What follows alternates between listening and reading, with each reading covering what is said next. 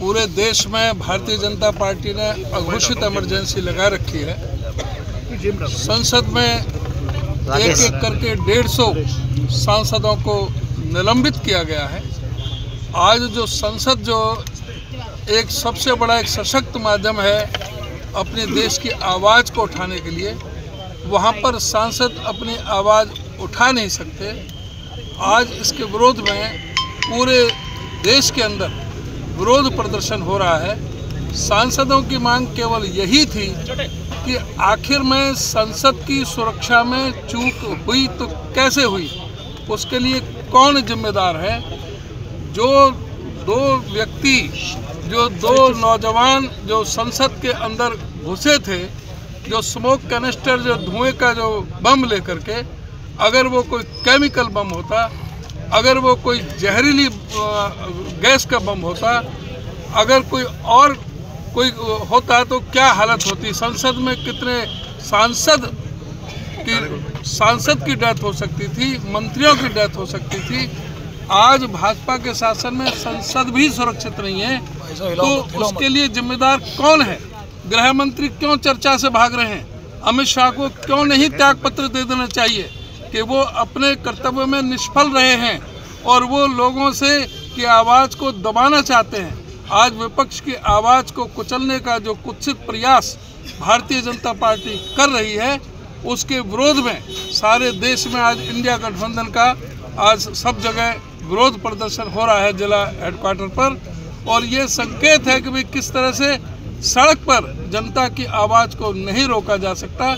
ये जो तानाशाही की जो सरकार जो चल रही है नरेंद्र मोदी के नेतृत्व में, उसके विरोध में आज ये धरना प्रदर्शन हो रहा है।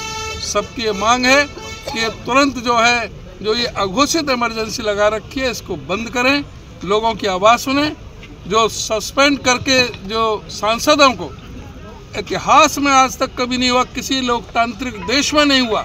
हिंदुस्तान में पहली बार हुआ कि 150 सांसद, 100 लोकसभा के और 46 उसके राज्यसभा के, 146 सांसद निलंबित कर दिए गए और विपक्ष की गैर हाजिरी में धड़ाधड़ बिल पास किए जा रहे हैं, कानून बनाए जा रहे हैं। तो ये जनता के साथ बहुत बड़ा धोखा है।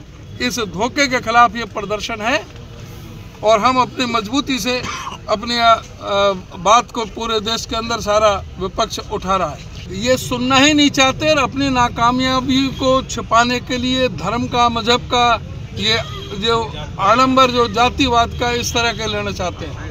अफसोस की बात है कि इस देश का उपराष्ट्रपति पद पर बैठा हुआ व्यक्ति वो कहता है कि मैं किसान हूँ, मैं जाट हूँ और मेरा अपमान कर दिया।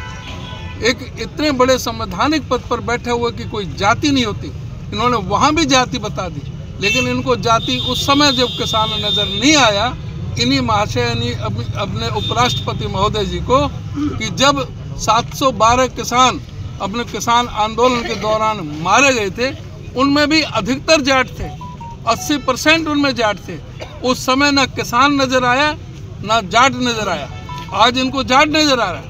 आज जो हमारी जो महिला पहलवान बेटी, वो भी जाट थी, जिनके साथ में दुर्व्यवहार हुआ, जंतर मंतर पर दुर्व्यवहार हुआ। देश के बीजेपी के एक एमपी को बचाने के लिए जिस तरह से हमारी बहन बेटियों के साथ में जो बर्ताव किया गया, उस समय धनखड़ जी को नहीं पता था।